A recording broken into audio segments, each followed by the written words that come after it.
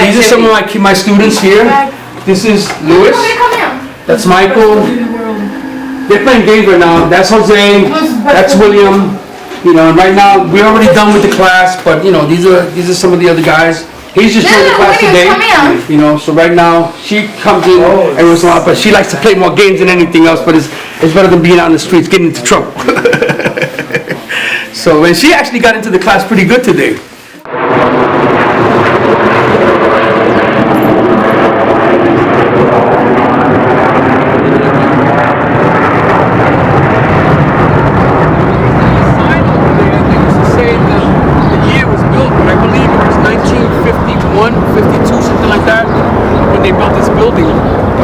Saying, there's a mural there of my cousin Tarzan. His name was Ishmael Quillis. He got killed by a drug dealer in 1988, right up the block there on Beekman and 141st Street, down the road here. But his is the only remaining mural up there on the wall now. But they still do a lot of stuff here. And like I said, I've done over 30 years of volunteer work with them. I did a lot of stuff. I ran the boxing room. I taught dance there. I taught martial arts there. And I used to be a lifeguard there as well. They have a nice swimming pool in there. Okay. This is how, when I was first coming up and stuff like that, but I was actually a junior lifeguard because I was young. I was like a teenager. You know, this is what the building that kept me alive though. So I live right here, right behind us. When I first moved here, I had moved here from Freeman Street, Wilkins Avenue, and I was in another gang. So when I moved here in early '72, now this was all run by the Imperial Bachelors, which was a big gang. There was a lot of different chapters. But I came from a rival gang, so I couldn't wear colors or anything like that because, you know. But they was recognizing colors back then too. Oh yeah, we all wore lead jackets with the name of the gang in the back. Okay. You know, and there's some of them online. Unfortunately, one of my cousins came to my house one day and he actually stole my colors, which said Warlord on the back of it because I was the warlord of the Imperial Bachelors, and he took it back upstate where he was living in a group home, and he got jumped by a gang from out there because he was walking around with colors from a rival gang from the Bronx. So they not only took the colors, but they beat the crap out of him. You know, I said, that's what you get for stealing my colors. Oh, I was only borrowing them. I said, you should never do that.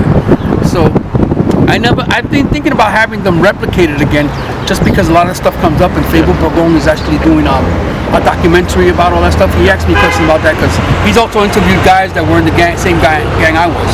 And he asked them, did you know Willie Marine One? I said, yeah, he was the warlord of the Bachelors. You know? The guy that taught you when you moved over here, how do you know how long he was dancing?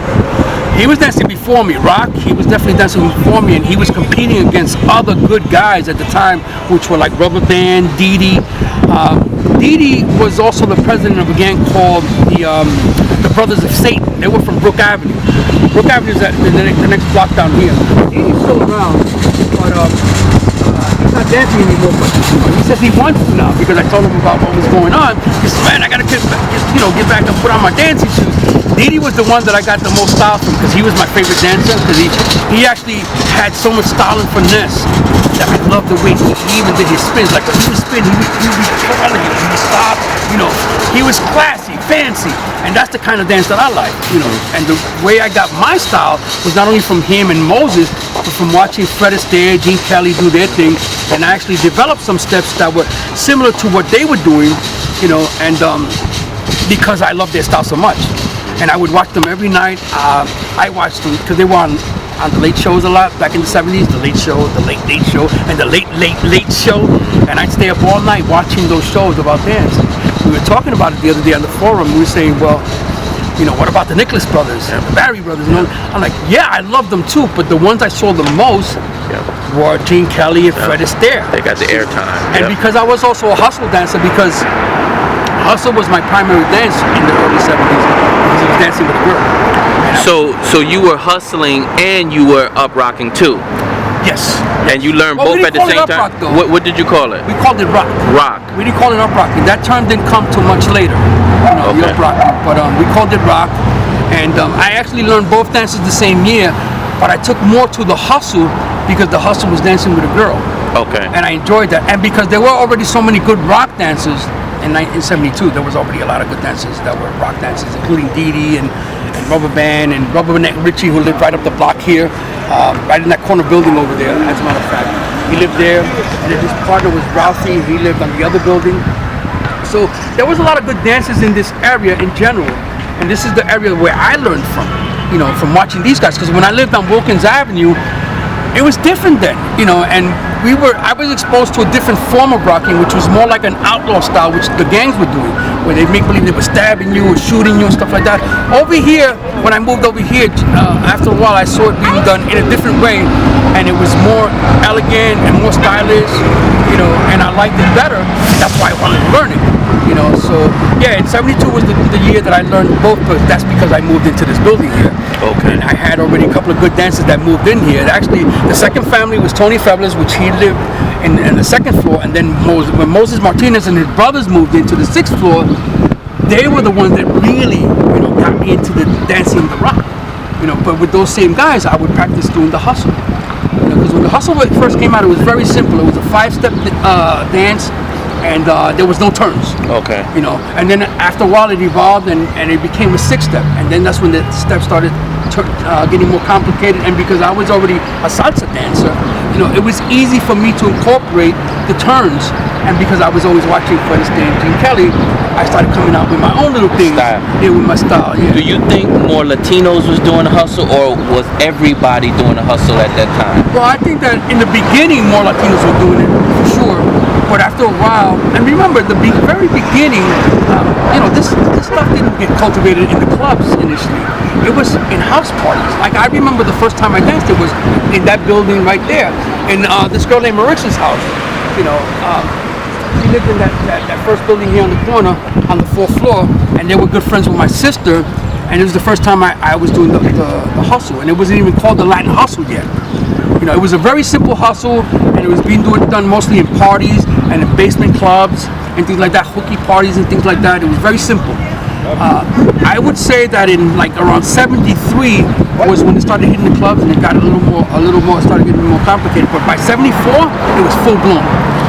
And then so it was full blown in '74, and then how did that lead up to the hustle that we saw John Travolta doing in his movie? Well, that's a good question actually, because the hustle that John Travolta did in his movie was actually developed by Denny Terrio, and it was not the original hustle.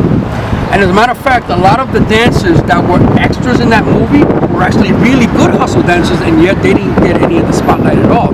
And as a matter of fact, the young man that John Travolta portrayed in that movie, his name was Tony Manero, right? Tony Manero was a really good-looking Italian kid, very husky and good-looking, and he actually came to after that movie got really popular, he came to our studio, which was at 333 East 149th Street. It was the Latin Symbolics Dance Studio, and I was already in the Latin Symbolics, and him and his partner and his manager came to our studio so we could teach him how to do the real hustle, because he was going to go to Las Vegas to do a showcase, because of the popularity that he gained from the movie. But in reality, he wasn't really a good hustle dancer at all. He was very stiff. As a matter of fact, he cracked to his partner's rib doing lifts.